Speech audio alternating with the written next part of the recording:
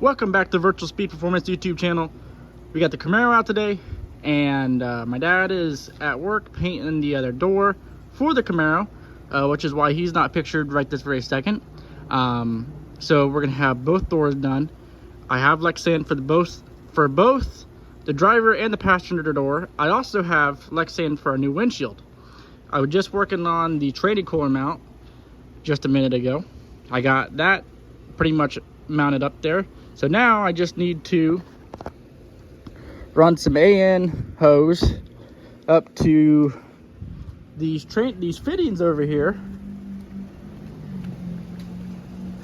right here, and secure those, and we should be pretty good to go on that. Which that makes it so we could drive the car around in the pits and stuff like that. I don't know if you guys could hear that, but they're doing a World War II reenactment at the airport that's like less than a mile from here. See if they have like tanks and everything.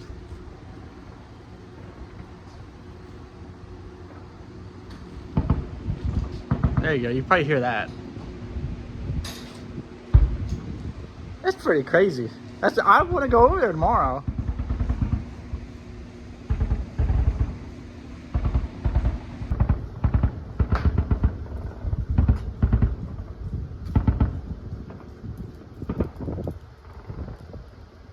Oh, there's just World War II going on over there.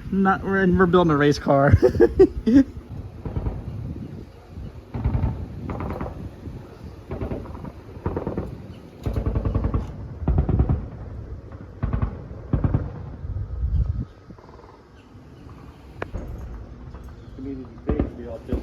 Yep, the community page is gonna be pissed. All right, I've had enough of this fucking shooting. Yeah. My dogs are going fucking crazy.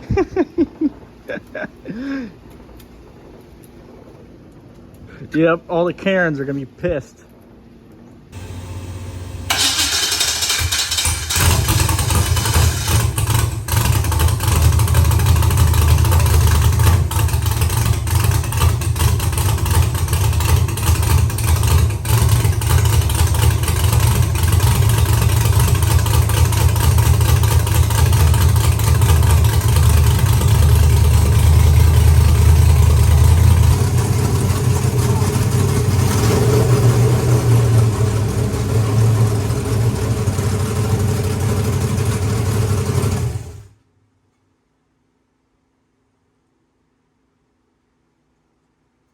I think it's on the lot end, to be honest. I mean, I could. Can you take the gas pedal out for a second? Is it ready? Yeah.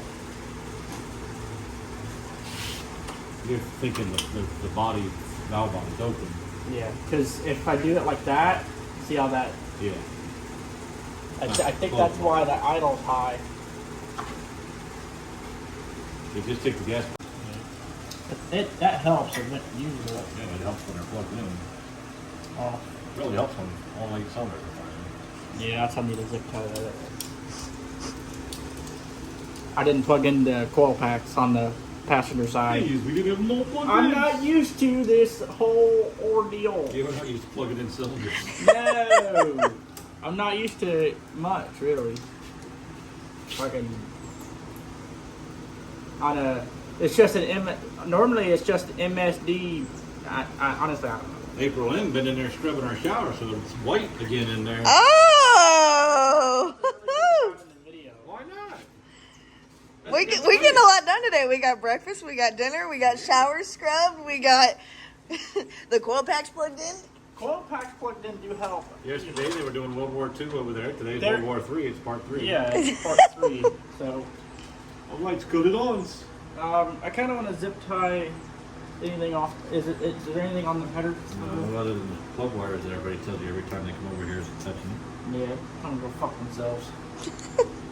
All right. Ready? Put it on again. Put it on.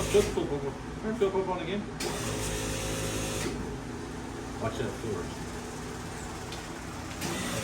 See it? Some bitch moves half inch. See it? Damn.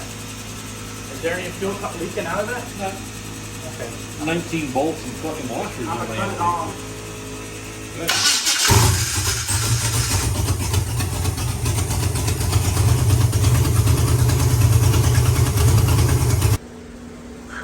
Are you filming? Oh, I am. Okay, well, This is can you precious. edit out my stretching? This is precious moments here. Yeah, this is good shit. I mean, I'm adjusting the idle and I'm doing it via computer. Normally normally we adjust the idle with a screwdriver. Now we're just doing it with a whole ass device. I'm shooting it to 1100. So is that 12 or 1400? I just can't believe all the fucking parts you got laying under here. There's washers and nuts and bolts. Alright, you wanna try and crank it? Can you adjust it live? I adjusted the, But can you adjust it while it's running? yeah, I'm pretty sure. I just bored so lot. I don't know, I'm into that. Because it pushes the E-things on. So you gotta get...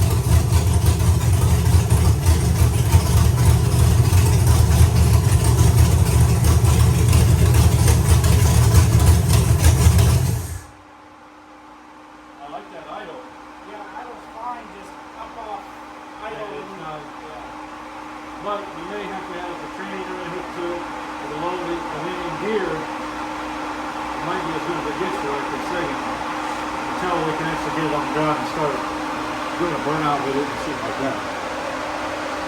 So I adjusted the timing. It was at like 20 or 15 degrees, and then I put it to 27. I set the idle at 1100. That's not. I like that idle. Yeah. Oh yeah. It very nice at that idle. You know, especially at 23, at 27 degrees. And I mean, I don't know what people run timing wise in these motors, but I put it at 27. So I don't know. It should be. There's still some work we gotta do though, but we'll see.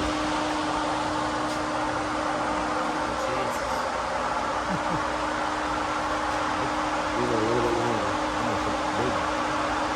I think that's it's got to be 7/16 because it's not. What do you think of it? Three inches is smaller than I'm the camera girl. Leave me alone. What did you think of it? I think it's it's nice. There's no fire. Yeah, there's no fire this time. Yeah, I know. It's a good idle. We're not running it yet, though. I would like to drive it around the block, but not today. Yeah. It goes online because if you look at that. Leave me alone. I'm the camera girl. There he is. Here. That's what she really got. And then I got these 3/8 cores. They're grade 8. That'll tell you that that's definitely a 3/8 line more. Is it long enough to reach the I thread? believe it. It's too small in the hole. Doesn't mean it's vectored. I doubt it. Yeah, it just goes right through the hole. Doesn't even hit the thread. I'm looking at outfits for Indiana. Indiana. What's that Indiana? PRI Oh, you're going to PRI? with my baby. Yes, I know the starter needs a shim. Believe me, I hate that sound. That's probably one of my top 5 worst sounds in the world. Also, another thing I thought was very interesting was I had the fuel pressure set at 45 pounds of fuel pressure, and it was super lazy. Would break up when you would go to clear it out or whack it or crack it. Whatever your terminology is. I call it clear it out because that's what I do with this. It was super lazy, would kind of break up. I backed the fuel pressure down 10 pounds to 35, and that thing was crispy. I really wish I would have got that on camera. Really wish. But I took the starter down afterwards and was working on a shim and was chasing a small oil leak. Once we got the oil leak resolved, figured out what that was. So it's close, guys. It's close. We were bleeding the brakes yesterday, but a bleeder valve broke. But I bought some from virtualspeedperformance.com. So you guys haven't checked them out, you guys really should. So we are attempting to bleed those. We got to bolt we have to bolt the converter up. Then once that's hooked up, really, the car could move under its own power because we have the shifter cable in there and the shifter. And then, well, once the converter bolts are all hooked up, we'll put the tranny cover over the transmission, and that'll be in there for real. So, and we won't have to take it out because it'll be all in there for realsies. And then I also have new rubber for around the car, new tires, the new Lexan, new driver and passenger Lexan. It's close, guys. I hate saying it's close, but it honestly, in the next month, I really think she's gonna be ready to go to the racetrack. I really wanted to go this coming weekend, but sometimes with these cars, you think stuff is gonna take a certain amount of time, but it takes a little bit longer. That's like, like you think a project's gonna take an hour, but it takes 8 hours. And it ain't because it's just because shit happens. You know what I mean?